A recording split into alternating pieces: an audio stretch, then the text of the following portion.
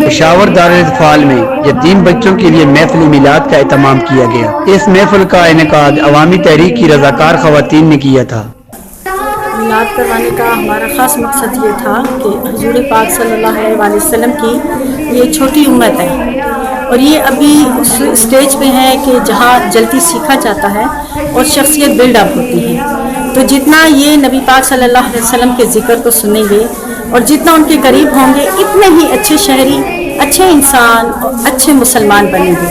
میلاد کا مقصد یہی ہوتا ہے کہ ان کو اپنے نبی کے بارے میں زیادہ سے زیادہ معلومات دی جائیں، ان کے آنے کا مقصد، ان کا مشن کیا تھا، اللہ نے انہیں کیوں مبعوث فرمایا، اور ایک مومن مسلمان کے لیے کتنا ضروری ہے کہ وہ اپنے نبی سے زیادہ قریب۔ اور میرے خیال میں بچے چونکہ نعت سے زیادہ اٹریکٹ ہوتے ہیں اور چونکہ آج کل ایک ٹرینڈ بن گیا کہ موسیقی روح کی غذا ہے،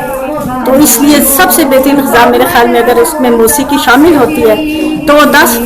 جو سنت رسول صلی اللہ علیہ وآلہ وسلم بھی ہے اور نعت رسول مقبول صلی اللہ علیہ وآلہ وسلم ہے، جس کے جیسے بچے اپنے دین سے بھی زیادہ قریب ہوتے ہیں اور جو وہ ایک میوزک ڈیمانڈ ہوتی ہے وہ بھی ان کی پوری ہو جاتی ہے۔ اس موقع پر دارالفال کو مختلف رنگوں والی روشنیوں سے سجایا گیا تھا۔ محفل میلاد میں بچوں اور بچیوں نے اپنی سریلی نعت خوانی سے چار چاند